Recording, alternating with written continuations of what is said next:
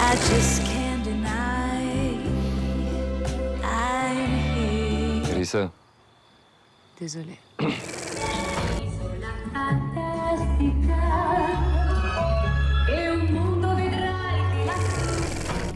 This is too much for a kid.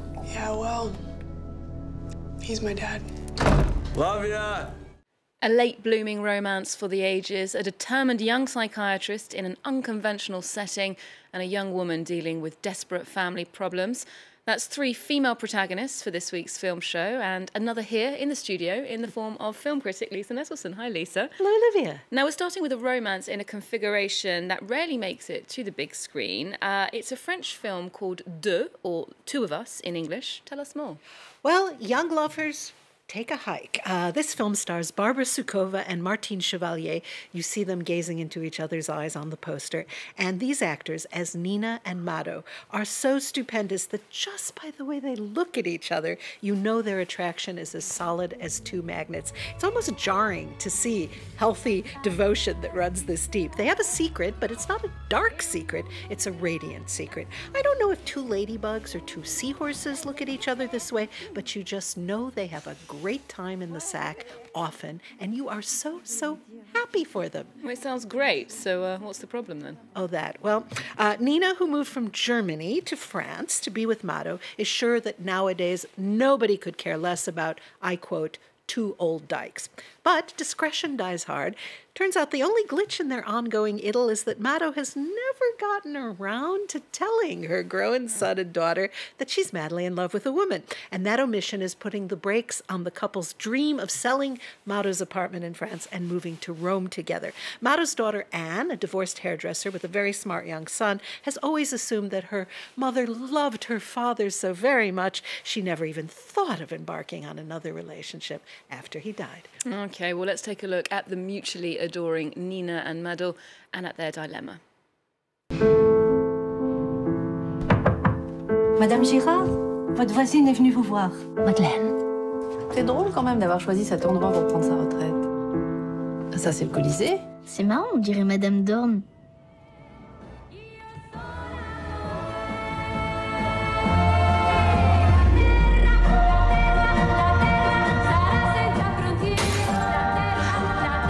Tu comprends pas, elle peut pas retourner dans cet appartement. Now, when Mado's health takes a very abrupt turn for the worse, the secret becomes a major liability. Why exactly is the across-the-way neighbor so intent on helping out? The result is an exquisite portrait of longing with plenty of suspense and humor. The answer to Nina's question, quote, who cares about two old dykes, is that we do. Okay. Well, this is directed by first-time filmmaker Filippo Meneghetti, who happens to be a man. Yes, well, it turns out that 1 out of 2 women in France are over age 50, but only 6% of female roles in films are. Now, there's a lot of talk nowadays about how we need more women directing films. Of course we do, but I don't buy for a minute that exclusively women can tell women's stories and tell them well. I don't see how any woman could have done a better job than Meneghetti has. So if we want to work toward a world where a woman can direct a comic book superproduction and nobody bats an eye, it's healthy to acknowledge that male directors have been depicting female characters on screen since movies began, and that is my definition of equality. Men can be sensitive, women can be tough. All that matters is the end result. As you see in this film, I'm sure. Now, next, evolving social attitudes in Tunisia inspired this film by another first-time director, Manele Labidi. It's called Arab Blues, but I think perhaps the original French title, which translates as A Couch in Tunis, is a bit more evocative. Oh, I agree. To be on the couch is slang for seeing a psychiatrist, and that is at the core of this very offbeat comedy. Now, people often ask me how to pick a movie to see, and we all have our own taste, but I feel very comfortable saying that if Golshifteh Farahani is in it, it's probably worth seeing. She's incredibly talented and fun to watch. This one is definitely rough around the edges, but I enjoyed it. So the pitch is that Farahani plays a psychotherapist who's been living in France since she was 10, who then decides her skills would be put to better use by going back to her native Tunisia. Exactly. She's an independent woman, freshly re-arrived in a country that's struggling post-Arab Spring with what independence on a national as well as a personal level might really entail. Suffice it to say that the local population decides to give the old talking cure a try, but that Selma runs into mountains of red tape. Okay, well, let's take a look at a scene of Golshifteh Farahani's character trying to drum up business among her new clientele. And the actress was also here at France 24, where she told us about some of the social taboos the film deals with. En fait, je suis psychanalyste et je veux ouvrir mon cabinet ici à Zahra. Je voudrais en parler aux clients du salon, si vous me le permettez. Un cabinet de psychanalyste في تونس. Oui. Et tu crois que ça va marcher? Oui. Les gens ont besoin de parler. Ah, ça c'est sûr. Surtout nous les Arabes, on parle beaucoup. Mais quand elles viennent ici, les clientes, elles parlent. Mais au moment de payer, elles ressortent, elles ont un brushing beau comme le tien, ou des mèches, ou tu vois. Ou par exemple, le hammam.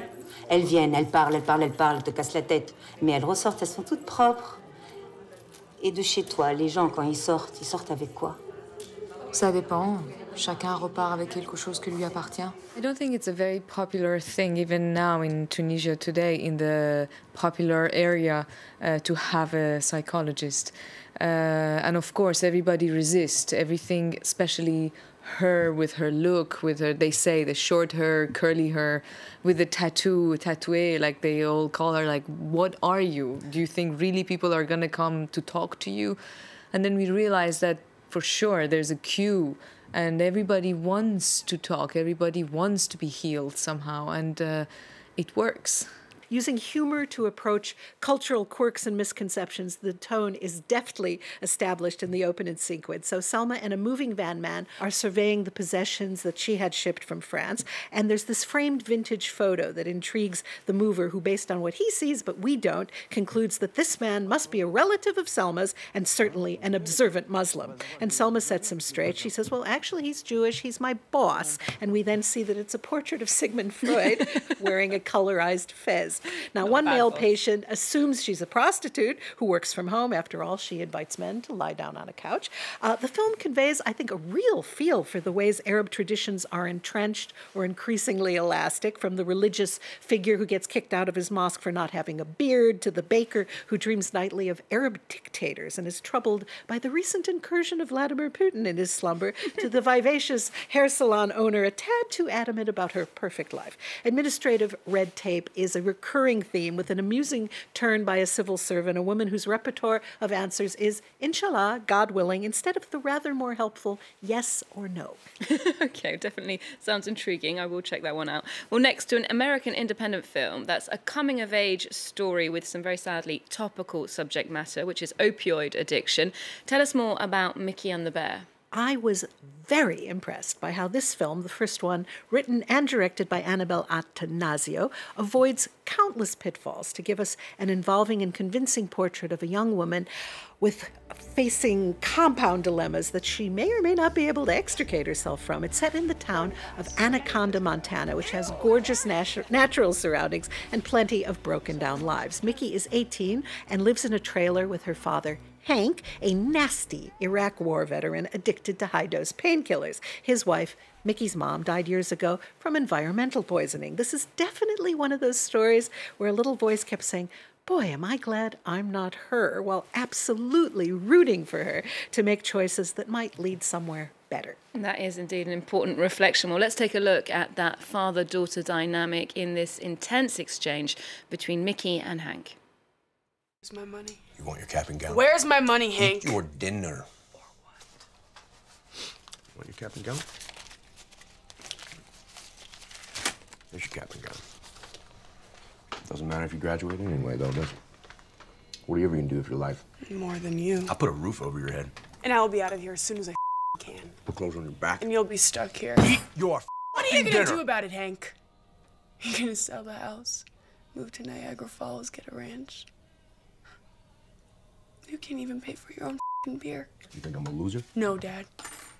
I think you're a liar. And I think you're a phony. You think that you put the roof over my head. Where's my money? Where's my life?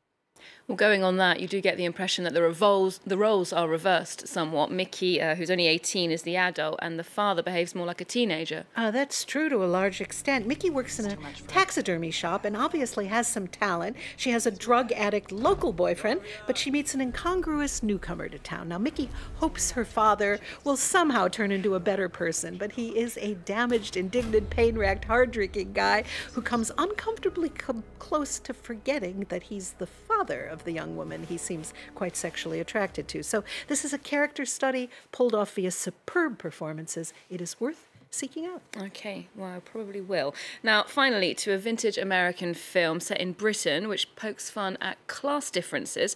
And given the current context in the UK, it sounds like it hasn't aged a day. Any movie by Ernst Lubitsch is always an excellent idea, but 1946's Clooney Brown, starring Jennifer Jones as an orphan who's interested in being a plumber, and Charles Boyer as a penniless Czech refugee professor in pre-World War II England, is truly hilarious, especially when taking well-placed pot shots at that silly class system of which barely a trace remains 74 years after this film was made. You know, if I knew where she lives, if I could find that out, I'd send Queen Elizabeth a DVD of this movie because I think it's good enough to cheer her up about Brexit and Meghan and Harry and all that. We commoners are lucky enough to just be able to march to the cinema here in Paris and buy a ticket. I'm sure Queen Elizabeth II has definitely seen this cinematic classic. Thank you so much for this week's Roundup, Lisa. We'll leave you with a clip of the lovely Jennifer Jones as Clooney Brown. Do remember to check out our website for more movie news, and you can keep up with us on social media too. There's more news coming up on France 24 just after this. Good afternoon, Miss Brown. Good afternoon, Mr. Wilson. Well, Miss Brown, I could relish a crumpet or two, and you? Ditto. Then, shall we step into the parlour? Oh, I feel so wonderful, so free. Clooney Brown, what are you doing here? Uncle Arn. What does this mean? What are you doing on that there couch? I've been plumbing, Uncle Arn. Just plumbing.